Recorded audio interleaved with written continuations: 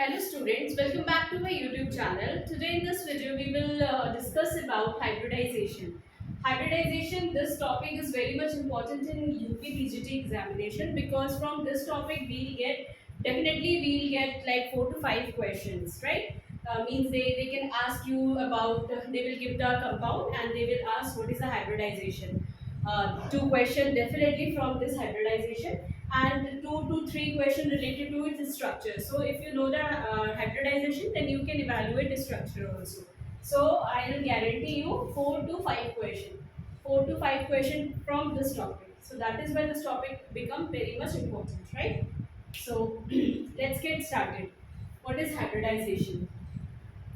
देखिए, हाइब्रिडाइजेशन पढ़ने के लिए मुझे सबसे पहले आप लोगों को इलेक्ट्रॉनिक कॉन्फ़िगरेशन वाला जो चैप्टर आप लोगों ने फर्स्ट चैप्टर अपलोड किया था वो मुझे एक बार रिवाइज कराना पड़ेगा, ठीक है? बिकॉज इलेक्ट्रॉनिक कॉन्फ़िगरेशन से ही हाइब्रिडाइजेशन की पूरी कहानी स्टार्ट होती है, राइट? चलिए, तो स्टार्ट करते हैं। कार्बन का केस लेते हैं। कार्बन का केस लिया हमने, तो इसका इलेक्ट्रॉनिक कॉन्फ़िगरेशन करते हैं। इलेक्ट्रॉनिक 2, आउटरमोस्ट शेल में कितने इलेक्ट्रॉन? 1s2, 2s2, 2p2, ठीक है? ये हो गया। अब हम लोग बनाते हैं इसके ऑर्बिटल्स। 1s में 2 इलेक्ट्रॉन, 1s, 2s में 2 इलेक्ट्रॉन और p में 2p, 2p में 2 इलेक्ट्रॉन, ठीक है? फिर ये तो हमारा इसका ग्राउंड स्टेट हो गया। ये क्या हो गया? Ground state. अब हमने क्या किया? ग्राउंड स्टेट से हमने क्या किया? एनर्जी दी। ग्राउंड स्टेट को हमने एनर्जी दी। हमने कहा कि तुम मुझसे एनर्जी लो और तुम एक्साइट करो, ठीक है? तो मैंने इसको जब एनर्जी दिया तो ये अपने एक्साइटेड स्टेट में गया, ठीक? एक्साइटेड स्टेट में गए। एक्साइटेड स्टेट में जाने से 1s में 2 इलेक्ट्रॉन रहा, 2s में और p, 2p, ठीक है? पहले इसमें 2 इलेक्ट्रॉन थे, ये एज इट इज रहेंगे। अब क्या हुआ? यहाँ s का एक इलेक्ट्रॉन जो है p में चला गया, तो यहाँ एक इलेक्ट्रॉन और यहाँ एक इलेक्ट्रॉन, ठीक है? तो बेसिकली s और p की क्या हो गई? s p की मिक्सिंग हो गई, है ना? s से p में इलेक्ट्रॉन गया, ठीक है? s और p की मिक्सिंग हुई। तो यहाँ पे देखिए, बेसिकली यहाँ पे क्या था? ग्राउंड स्टेट में इनकी एनर्जी, ऑर्बिटल्स की एनर्जी ऑर्बिटल्स की एनर्जी क्या थी? अनइक्वल थी। हमने क्या किया? एनर्जी प्रोवाइड किया और हमने कहा कि तुम हमसे एनर्जी लो और तुम अपने आप को क्या कर लो? इक्वल कर लो, सारे ऑर्बिटल्स की एनर्जी इक्वल कर लो। तो हमने इसको एनर्जी दी और सारे ऑर्बिटल्स की एनर्जी जो है इक्वल हो गई, ठीक है? तो इस तरीके से अनइक्वल एनर्जी से इक्वल एनर्जी ऑर्बिटल्स का करना और न्यू ऑर्बिटल का फॉर्म, मतलब न्यू मिक्सिंग जो हुई, दो ऑर्बिटल्स के बीच में जो मिक्सिंग हुई, उससे जो नया हमारा तैयार हुआ स्पीशीज, इस पूरे प्रोसेस को हम लोग कहते हैं इस पूरे प्रोसेस को कहते हैं हाइब्रिडाइजेशन, है ना? देखिए, s और p का एक बना, तो s के कितने इलेक्ट्रॉन? एक इलेक्ट्रॉन। p के कितने इलेक्ट्रॉन? 3। तो इससे क्या बना? sp3, right? इसी प्रोसेस को हम लोग हाइब्रिडाइजेशन कहते हैं। इसमें कुछ नया नहीं पढ़ना है आपको, इजी है, बहुत इजी है, ठीक है? अब टाइप्स देखते हैं हम लोग इसके। देखिए, एग्जाम में ये नहीं पूछेगा, बट आपको पता होना चाहिए हाइब्रिडाइजेशन हुआ कैसे, होता क्या है, कितने तरीके का होता है, इसीलिए इसे जानना जरूरी है। बाकी एग्जाम में तो कुछ और ही पूछेगा, वो मैं आपको अभी समझाऊंगी, ठीक है? देखते हैं टाइप्स। ओके, टाइप्स क्या क्या हो गए? देखिए, या तो sp मिक्सिंग जैसे भी दिखाया था, फिर sp2, sp3, sp2d2, ठीक है? sp3d3, dsp2 और dsp3, एक्सेट्रा एक्सेट्रा। ये दोनों थोड़े रेयर हैं, मतलब dsp3 और dsp2 dsp3 थोड़े रेयर होते हैं, बाकी मेनली हमारे ये, ठीक है? तो बेसिकली ये क्या है? टाइप्स कैसे हमने बताया? इनकी जिस हिसाब से मिक्सिंग हुई, मतलब जितने s ऑर्बिटल ने पार्टिसिपेट किया, जितने p ऑर्बिटल ने पार्टिसिपेट किया, जितने d ऑर्बिटल ने पार्टिसिपेट किया, उन्हीं तीनों की मिक्सिंग से बेसिकली हमारी ये बनेगी। ठीक है, देखिए जैसे इसमें एक s एक p से sp बना, एक s दो p से sp2 बना, एक s तीन p से sp3 बना, एक s और दो p और दो d से sp2 d2 बना। फाइन, इसी तरीके से ये टाइप्स हो गए इसमें। फाइन, चलिए आगे चलते हैं। अब आता है हमारा सबसे इम्पोर्टेंट पार्ट, जो कि एग्जाम में पूछा जाता है। क्या पूछता है एग्जाम में? पूछता है sp, मतलब किसी कोई भी कंपाउंड आपको दे देगा और बोलेगा कि इसमें किस तरीके का हाइब्रिडाइजेशन है, तो वो आपको बताने के लिए फॉर्मूला आना चाहिए। फॉर्मूला इसमें क्या होता है? फॉर्मूला लिखिए, हाइब्रिडाइजेशन। ठीक है, hybridization is equals to half v plus m minus c plus a। ठीक है, अच्छा v क्या है यहाँ पे देखते हैं। v क्या है? Number of valence electron in central metal. ठीक है, m क्या है?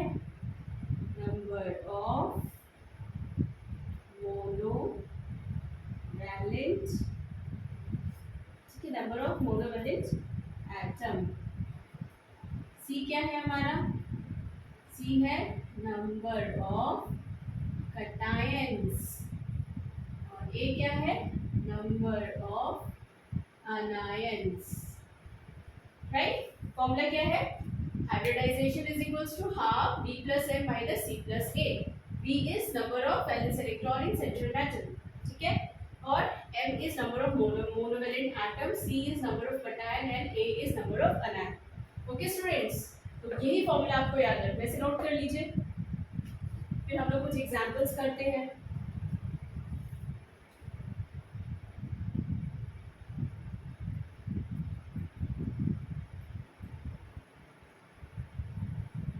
हो गया, चलिए इसको लिखे रहने देते हैं।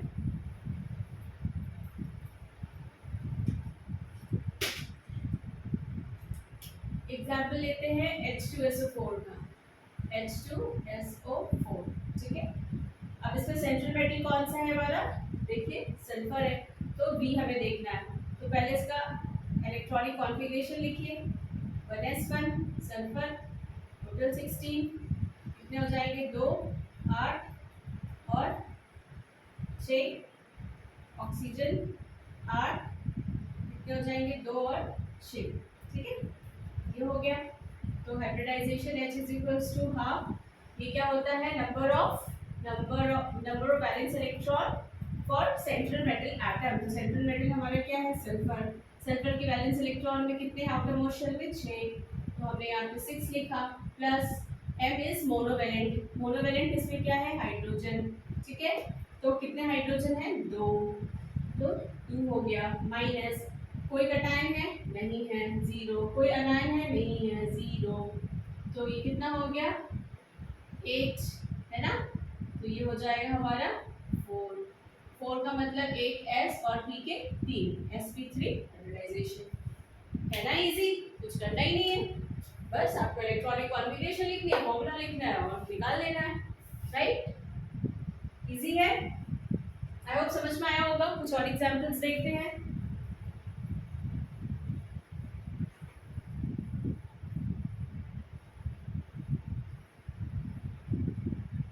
नेक्स्ट एग्जाम्पल देखते हैं HNO3 का।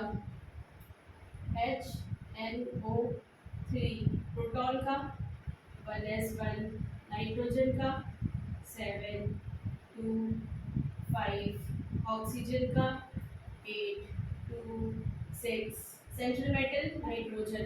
अब आप कहोगे मैम यहाँ पे हाइड्रोजन भी 1 है, नाइट्रोजन भी 1 है, तो हमने आपको बताया था कि जिसकी संख्या, मतलब जिसके नंबर्स जिन एटम्स के नंबर सबसे कम होते हैं वो हमारा सेंट्रल मेटल होता है, बट यहाँ पे तो दोनों के एक है, तो फिर ये कैसे बताएंगे? तो इसको देखने के लिए आप खुद ही देखो, इलेक्ट्रॉनिक कॉन्फ़िगरेशन देखो। इलेक्ट्रॉनिक कॉन्फ़िगरेशन में देखिए नाइट्रोजन के आउटर मोशन में कितने इलेक्ट्रॉन है? 5 इलेक्ट्रॉन है, और हाइड्रोजन में कितने हैं, 1 इलेक्ट्रॉन है। इट मींस जिसके आउटरमोस्ट शेल में जितने ज्यादा इलेक्ट्रॉन होंगे वही हमारा सेंट्रल मेटल डिसाइड करेगा। In case when in any compound number of atoms are equal, ठीक है। ओके, तो अभी नाइट्रोजन हमारा सेंट्रल मेटल हो गया, इसके आउटरमोस्ट शेल में कितने इलेक्ट्रॉन, 5 इलेक्ट्रॉन, तो 5 कर दीजिए, ठीक है। और ये हमारा मोनोवैलेंट था। मोनोवैलेंट कितना है हमारा, ये हाइड्रोजन है ना, हाइड्रोजन हमारे क्या है, मोनोवैलेंट है। तो मोनोवैलेंट कितना हो गया,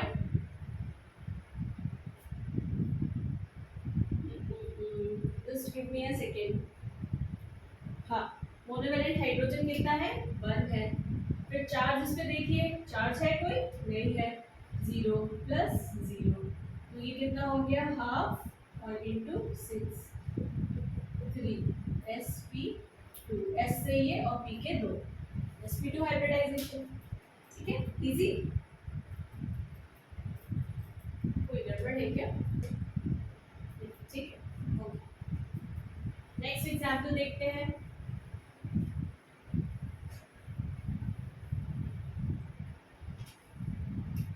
नेक्स्ट एग्जांपल है हमारा NH4 पॉजिटिव। सेम फॉर्मूले में पुट करिए, H is equals to hybridization, ये इलेक्ट्रॉनिक कॉन्फ़िगरेशन करिए, H1 1s1 नाइट्रोजन 7, कितने हो गए, 2 और कितने हो गए, 5, ठीक है। तो फॉर्मूले में पुट करिए, half central metal nitrogen, nitrogen के बैलेंस आउटर शेल में कितने हो गए, 5 प्लस मोनोवैलेंट हमारा कितना है, मोनोवैलेंट हाइड्रोजन 1 है ना, और 1 खुद है हाइड्रोजन, इंटू 4 कर देंगे तो 4 हो जाएगा, ठीक है। माइनस माइनस कटायन कितने हैं, 1, और अनायन कितने हैं, 0, ठीक है। तो ये कितना हो गया, 9 माइनस 1, तो कितने हो गए, 8, ठीक है। सो 8/2 4 sp3, इजी, राइट। कितना इजी है ये, बहुत इजी है। अब हम लोग चार्ज वाला देख लेते हैं, ठीक है, कुछ ऑर्गेनिक के देख लेते हैं जिसमें चार्ज दिया होता है। ये तो सारे हमारे इनऑर्गेनिक वाले हो गए, ऑर्गेनिक का भी एक एग्जाम्पल कर लेते हैं। एग्जाम्पल है हमारा SO4 2-, ठीक है, सल्फर 16, देखिए 2 8 6, ऑक्सीजन 8 2 and 6, पुट करिए, सल्फर सेंट्रल मेटल एटम तो हाफ हो गया, बी आउटरमोस्ट कितने, 6 हो गए, ठीक है, प्लस मोनोवैलेंट, मोनोवैलेंट नहीं है इसमें, 0 माइनस चार्ज कटायन, चार्ज है कटायन नहीं है, 0, और ये कितना हो गया, 2, तो प्लस 2 है ना, तो ये कितना हो गया, 6 प्लस 0 हाफ, 6 प्लस 0 6, और माइनस 0 6 प्लस 2 8, ठीक है।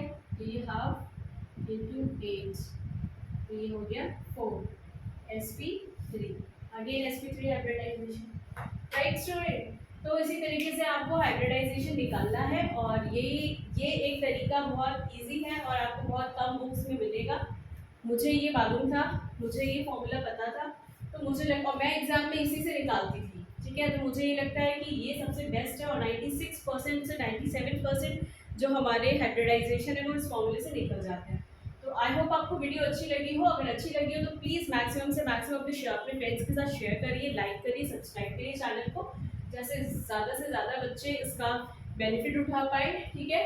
और आई होप आप लोग अपनी अच्छे से प्रिपरेशन करो, एग्जाम में क्वालिफाई करो, ठीक है।